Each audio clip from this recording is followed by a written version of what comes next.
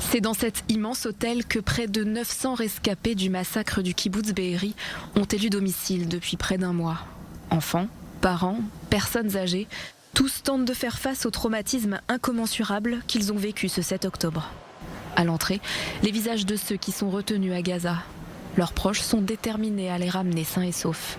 Le matin du 7 octobre, Nir Shani, le père d'Amit, 17 ans, est seul et reste dans sa pièce protégée pendant plus de 10 heures. Amit était dans un quartier beaucoup plus central du kibboutz. Au départ, j'étais en contact avec sa mère. Elle savait qu'il y avait des terroristes partout et s'inquiétait pour moi. Vers 12h30, j'ai perdu le contact avec eux. J'ai pensé qu'ils étaient sûrement entrés dans la maison, avaient coupé l'électricité et n'avaient donc plus de Wi-Fi. Mais ensuite, j'ai appris que 7 terroristes étaient rentrés dans la maison, qu'ils avaient pris mon ex-femme, mon fils Amit et ses 2 petites sœurs de 12 et 9 ans à l'extérieur. Ils ont aussi pris une autre famille. Ils ont ligoté les garçons dans le dos, les ont mis dans une voiture noire, puis ils sont partis. Les filles n'ont pas été emmenées et ont été sauvées plus tard par l'armée, sans Amit. Ayelet Hakim a elle obtenu des nouvelles de sa sœur malade Raz Ben-Ami et de son beau-frère Ohad par les réseaux sociaux. Quelqu'un m'a envoyé une photo d'elle quand elle a été kidnappée du kibboutz. Elle est traînée, pieds nus, par d'innombrables terroristes. C'est la dernière preuve vivante que j'ai d'elle. Je suis sûre qu'elle souffre beaucoup en ce moment parce qu'elle n'est pas soignée comme elle le devrait. Elle adore cuisiner, sa maison était magnifique. Elle ne l'est plus, puisqu'ils ont tout détruit. Je suis très inquiète pour elle. Son mari est la personne la plus intelligente que j'ai jamais rencontrée. Il va avoir 55 ans le 24 décembre. J'espère vraiment que l'on va célébrer leur anniversaire ensemble.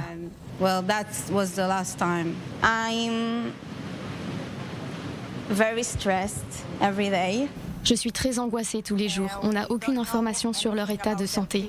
Donc nous ne faisons qu'espérer de bonnes nouvelles. Chaque jour est une lutte. Chaque jour compte. Ils devraient déjà être là.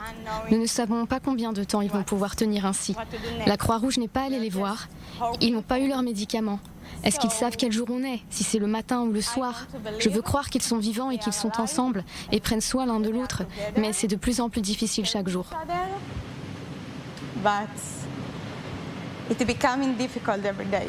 Des familles partagées entre la nécessité d'éradiquer le Hamas et la volonté de revoir leurs proches au plus vite.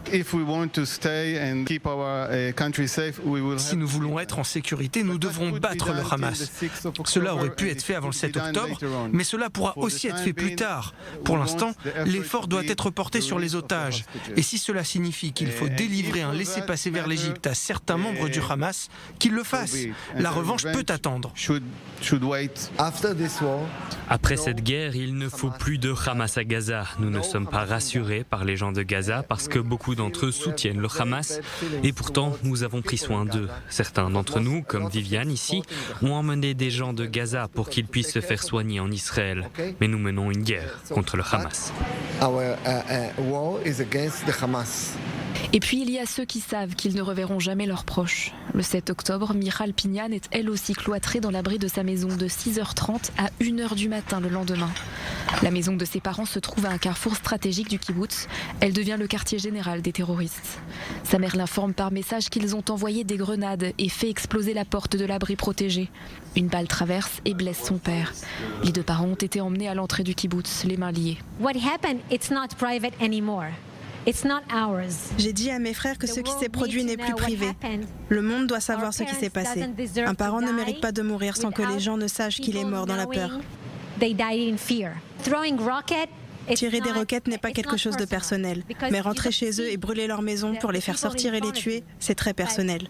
Ils étaient drogués. Les nazis aussi étaient drogués avant de tuer. C'est la même routine. Donc nous avons le droit de nous défendre et nous ne pouvons pas retourner à Be'eri avant que le Hamas soit éradiqué. Choqués, beaucoup de ces rescapés ont aussi perdu leur maison et sont arrivés dans le plus grand dénuement. Nous sommes des réfugiés, nous n'avons pas d'endroit où aller. Je sais que nous vivons à l'hôtel et que nous ne sommes pas à la rue, mais rien de ce que nous portons n'est à nous. Ce ne sont que des dons provenant de personnes qui prennent soin de nous. Nous vivons dans une seule pièce avec mon mari et mes enfants. Ce n'est pas une vie. Jusqu'à présent, je me levais le matin, j'allais travailler, je rentrais chez moi, j'étais avec mes enfants. Maintenant, tout est fini. Pour les aider, plusieurs ONG les accompagnent, habituées à transmettre leur expertise de la gestion de crise. Certaines sont mobilisées pour la première fois en Israël et non à l'étranger. Objectif, fournir un soutien psychologique, mais aussi tenter de recréer une routine, notamment pour les enfants. Sous ces immenses tentes, des jouets et des dessins, les éducateurs ont également voulu reprendre les noms originels des classes et recréer les groupes des jardins d'enfants tels qu'ils étaient à Be'eri avant la catastrophe. Une façon de retrouver des repères et un sentiment de normalité dans cet océan d'incertitude. L'autre jour, j'étais avec le grand-père d'une petite fille que je croise presque tous les jours. Nous ne nous parlions jamais, mais au bout de 2 semaines, nous avons commencé à discuter. Je lui ai demandé comment il se sentait par rapport aux ateliers que nous avons mis en place. Il m'a répondu que c'était plus pour lui que pour sa petite fille. Il m'a dit, à chaque fois que je la vois jouer, que je vois son sourire, qu'elle me montre un dessin comme si rien ne s'était passé, j'arrive à me sentir bien à cet instant. C'est ce qui montre l'importance de ces moments. Pour l'instant, les rescapés resteront à l'hôtel encore plusieurs semaines. Tous l'affirment, cela prendra du temps, mais dès qu'ils s'y sentiront à nouveau en sécurité, ils reviendront et reconstruiront le kibbutz Be'eri.